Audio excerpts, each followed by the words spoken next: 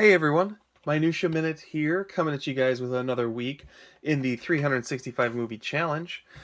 Today's video is kind of an homage to the all-night TV movie marathon. I'll never forget when I was a kid, going over to a friend's house. We camped out in the living room with sleeping bags and turned on the TV, and Planet of the Apes was playing. We got just abnormally sucked into it. It just, for whatever reason, we were both pretty hooked on it.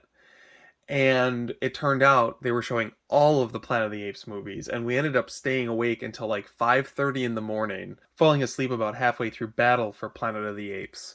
I'm actually a pretty big fan of almost all of the Planet of the Apes movies, the only exception being the Marky Mark one. But there was something unique about that first viewing experience where, it's late at night, you're just deliriously tired, and you're just sort of transported into a series of movies that you just get hooked on. But watching them in the context of like a late night binge, it just sort of changes your perspective, and you're just a little bit more susceptible, a little bit more willing to suspend your disbelief almost.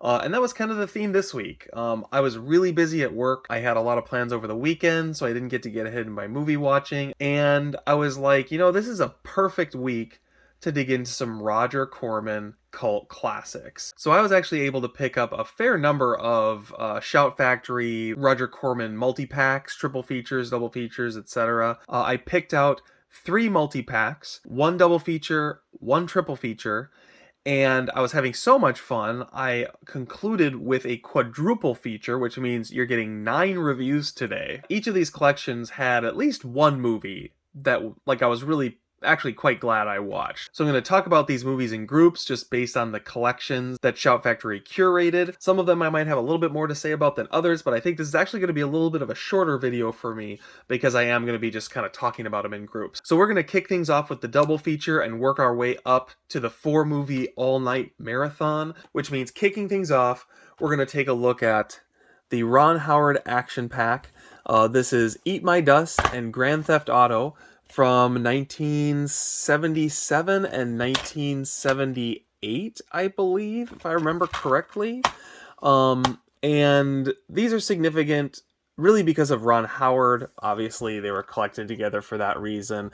They're both very similar movies, actually. Eat My Dust stars Ron Howard, and basically, he's a joyrider. His dad is a cop, and he's constantly getting speeding tickets. And to impress a girl, he steals someone's derby car, picks her up, and they go for an all-day joyride. It's basically an extended car chase in which the girl is really in it for the excitement, and she's goading him on. She doesn't really care about him personally, but she loves the thrill of the chase. Grand Theft Auto, on the other hand, is written and directed by Ron Howard. Probably his first film. I would have to double-check that, but I think it is his first directorial credit. And in this, he and his girlfriend tell her parents that they're getting married.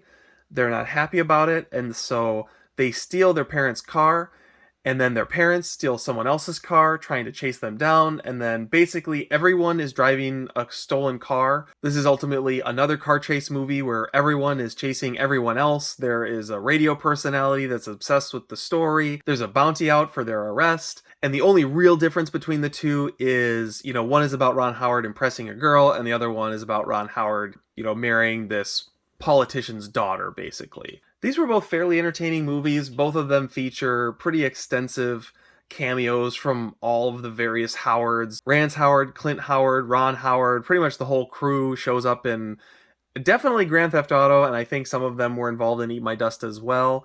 You have some early work from Joe Dante, who did the editing for Grand Theft Auto, but not Eat My Dust. If I'm being honest, between the two of them, I actually liked Eat My Dust better, which I was kind of rooting for Grand Theft Auto just because of the pedigree of the people who worked on it.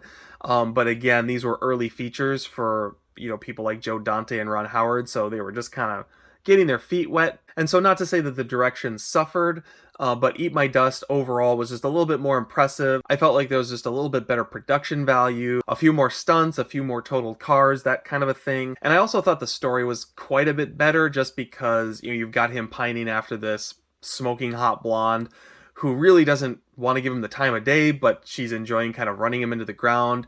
And they kind of have this one-day fling where it's them for each other against the rest of the world. It kind of reminded me of just a very lighthearted version of Gun Crazy. It has that sort of femme fatale element to it, but is ultimately a corny Roger Corman comedy. Overall, if you see this action pack and you like Ron Howard, I'd recommend picking it up. If you're not really a Ron Howard fan, I don't know if you're going to get a ton of mileage out of this unless you really like, 70s car chase movies, of which there are many. These are two of them. After the Ron Howard double feature action pack, I went on to the triple feature that was the Women in Cages collection. This collects The Big Bird Cage, The Big Dollhouse, and Women in Cages. These are fairly famous women in prison movies. All of them star Pam Grier. Actually, most of the cast returns throughout the course of all of the different movies, because these movies were almost shot back to back. The Big Dollhouse and Women in Cages were more or less shot one right after the other, and then the following year, since those were so successful, they went on to do The Big Bird Cage. To be honest, I was really just expecting your typical, women sexploitation 1970s grindhouse stuff. And overall, I was pleasantly surprised. Looking at them kind of from least favorite to most favorite, I thought that The Big Bird Cage, which is the third film, was definitely the most sort of cheesy, exploitive. It follows these women who end up in a labor camp in a banana republic for various reasons.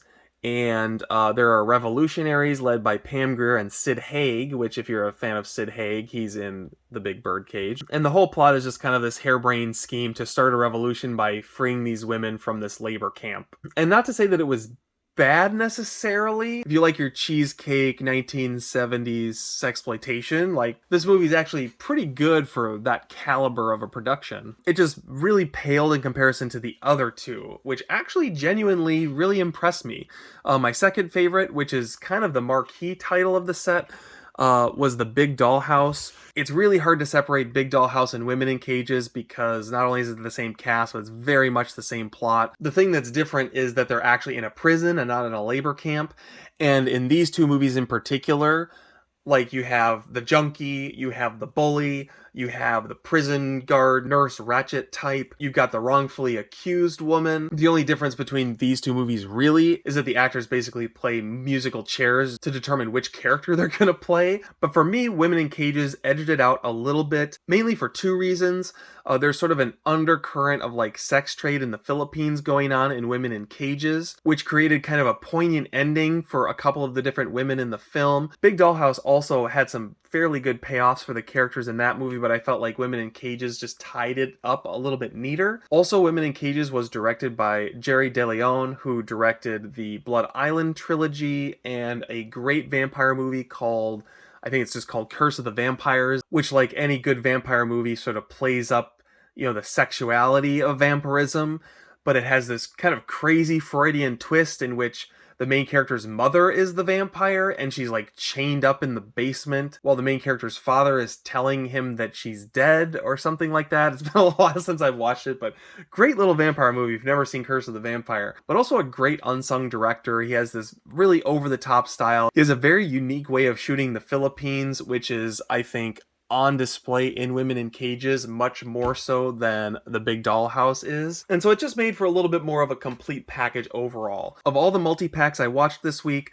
the Women in Cages collection actually was my favorite, and while they're not going to win any feminism awards, especially in the year, 2022, the women are actually very relatable. They don't act out of character. While there are clear moments of exploitation in each of the movies, it's not nearly as sleazy as I was expecting. So take that for what it's worth. If you've never seen these movies, I actually would probably recommend at least The Big Dollhouse and Women in Cages. So then that just leaves one more box set, and that is my all-night marathon. I went with Vampires, Mummies, and Monsters, a 2-disc special edition featuring 4 different films that are all sort of monster related. You have Lady Frankenstein, The Velvet Vampire, Time Walker, and Grotesque. I had seen nor heard of none of these movies. They were completely new to me. And coming off of the first 2 marathons, I was actually really excited to dig into these ones. And ooh, this one was a lot harder to justify. We're going to start off with my favorite, which was The Velvet Vampire. I watched this movie at 5 o'clock in the morning, no joke. So take what I'm saying here with a grain of salt, but I actually really enjoyed The Velvet Vampire. It's ultimately just a fairly straightforward gender swap. You know, the vampire is a woman in this, and so it's her preying upon men. But it makes for some interesting dramatic tension between her intended victim and his wife, who go to stay with her in her home out in the desert. Well, the film would probably be, fairly boilerplate with a very mild twist to it.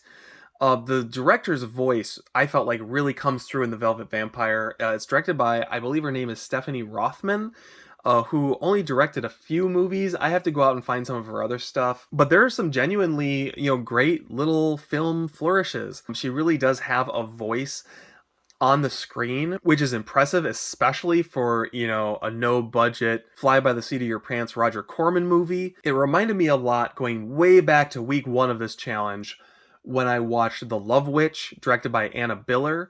And I did not love that movie. I thought it was mildly interesting, but just trying a little too hard. To me, Velvet Vampire feels like the movie that movie's trying to be. Overall, a great movie. Probably worth the price of admission if you were to get this as a 4-pack. But to be honest, this is one of those packs where you are forced to buy 4 movies so you can get The Velvet Vampire. So of the remaining films, my next favorite would have been Time Walker, which is basically about a mummified alien who is dug up, brought to a local institute in California, and wakes up and starts terrorizing people because there were some crystals in its coffin that had been distributed amongst the student population after they sort of secretly found this compartment with the crystals in it. And of course, the crystals are like a beaming device to send this alien back to his home world. There's a subplot with this like green goo that's like a mold that's like eating people and spreading throughout the town. I would applaud this film's effort to try and modernize a mummy movie and meld it with some sci-fi alien tropes. I thought it was actually a fairly good effort, instead of Karras going after the various pots containing his organs or whatever, you've got an alien going after the crystals that power his teleportation device. Again, nothing earth-shattering, but just sort of quaintly creative. And overall, a fairly watchable movie. Now, I'm comparing this against Lady Frankenstein and Grotesque, which were by far the 2 least favorite movies I watched this week. And Time Walker was featured on an episode of Mystery Science Theater 3000, so, I get it. It's a B movie, but, I mean, there are some legitimate good movies featured on Mystery Science Theater 3000, so please don't let that be your barometer for success. I mean, Carnival of Souls was featured on it, and in my opinion, that's a fantastic movie. I mean, it has a Criterion, so like, I'm not the only one who thinks it's good. So yeah, I mean, if you buy this set, I'd say go ahead and watch Time Walker, but definitely don't run out and buy this marathon set in anticipation of checking Time Walker out. The last thing I'll say about Time Walker really quick that I just remembered is this film actually ends with a cliffhanger, which is actually mind-boggling to me. It was a great little cliffhanger, and I did Google to see if there was a Time Walker 2, but sadly never got off the ground. So then that leaves the last 2 films, which I've already kind of alluded to being quite horrible. Lady Frankenstein, like The Velvet Vampire, tries to throw gender on its head a little bit, where the daughter of Baron Frankenstein basically picks up the work where he left off. It's a very pedestrian Frankenstein story. There's nothing special in it that we haven't seen in Son of Frankenstein or Young Frankenstein. And to be honest, I've never felt like Roger Corman was good at those Universal horror film throwbacks. He made an attempt at a Frankenstein film that had like time travel and like John Hurt from the future. What was that movie called? Frankenstein Unbounded or something like that. Not terrible, just not better than the movies that it's aping. And same thing is true for Lady Frankenstein. As a movie that came out in the early 70s, this is past the hammer boom, and it's like he's just like striking while the iron's cold, is what it feels like to me, both financially and creatively. And then the single worst movie I watched was Grotesque, which is a movie you can literally watch on fast forward. It's a film that opens with a bunch of people in a movie theater watching some crazy gore effects, and then someone turns to the guy who made the movie and is like, it looks so real, and he's like, well, maybe it is real. And then you have this whole story about him in his cabin and these bikers that show up and start killing people, and you just know at the end of the movie that it's all a gag, right? And sure enough, at the end of the movie, it's a gag. And you spend 45 minutes, people in a cabin running out into the woods being chased by the gang. And then you spend another 45 minutes of cops chasing the gang through the woods until you get to the end of the movie. I mean, it's literally just a complete dumpster fire of a film. One of the worst movies I've ever seen, if I'm being completely honest. Stars Linda Blair, so if you're a fan of Linda Blair, maybe check it out. But at the end of the day, if you buy this set, get it for Velvet Vampire, watch Time Walker, and skip the other two. Have you guys ever been kept up late at night, stuck watching television on an all-night movie marathon of some kind? If so, comment below. Let me know what that movie marathon was. Did it have the same effect on you as it did me? I would love to know. Don't forget to like, comment, subscribe, all that fun stuff. And I hope you guys have a great week in movies. Thanks for watching this video. Take care.